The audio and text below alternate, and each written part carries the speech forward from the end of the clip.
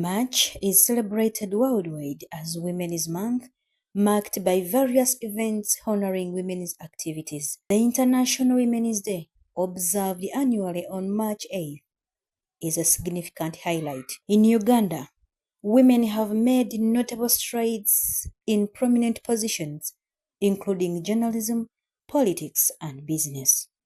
However, their professions have come with unique challenges. A fake news article forceful claiming a female politician was involved in corruption, designed to ruin for their reputation, or even when you know that this is false, but your major intent is to maybe lie, make people maybe disbelieve someone. For journalists, being information providers puts them at risk of online threats, insecurity, invasion of privacy, digital insecurity, and cyber harassment. About female journalists, of how, okay, I hate to say this, but we're talking about prostitution and what. The comments were really heartbreaking for any female journalist who is in this career. So it made me think many times of how female journalists just avoid or shrink from the online spaces because of such things. Something on the social media about a woman, it will be the women to come out first to abuse and add on negatively. You find men defending that woman, but with women, they will start you know? Go into depression. Some have quit their jobs. Some have lost their marriages. Some have been lured into sexual harassment. A lot is happening because of journalists being targeted. Politician, I will be safe because they will say that is politicking. Probably they might not take it too much. They will say maybe that person was given money to taint the image of our politician.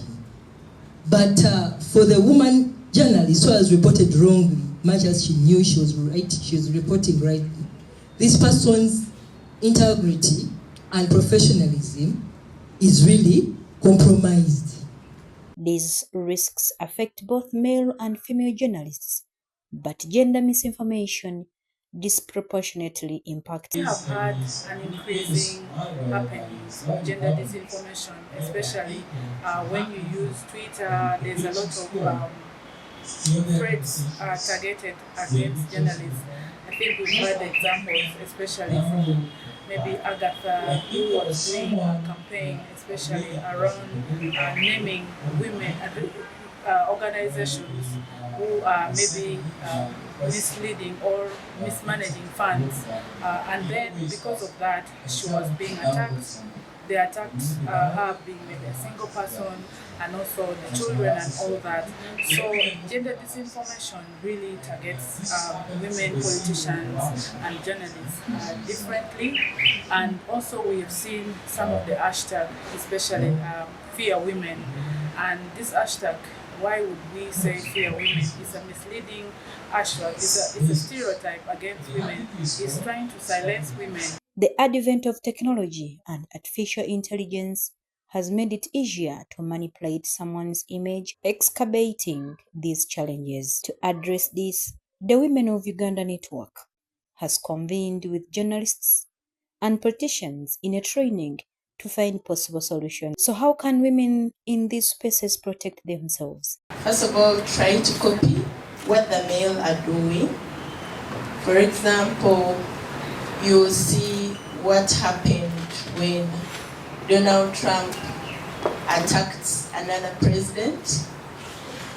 Of course, there was no press conference, but the media worked so hard to make sure that they counterpart what the president had done. Naturally hard, but it would be one of the best strategies, I think, of women coming together. You know, when they post something on the social media about a woman, it will be the women to come out first to abuse and add on negatively. You find men defending that woman, but with women, they will start You know, yet it would be us, the women, to come out and defend our faith. The government has been urged to ensure women have safe spaces, both physically and online, guaranteeing security in all aspects.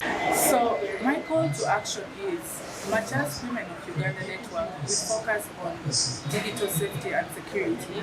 Some of the violence, some of the disinformation, some of the gendered misinformation that happens to the online platforms also transfer onto the offline platforms. And we hope that during this period of elections, during this period of campaigns, we call upon the government, we call upon the private sectors, we call upon the civil society organization to stand firm, to identify what are some of the strategies. Let's conduct a lot of trainings. Let's ensure that we have laws that protect the women, journalists and politicians. Let's respect women, you know. Let's avoid violence. Let's have a democratic election. Naguja Serena, and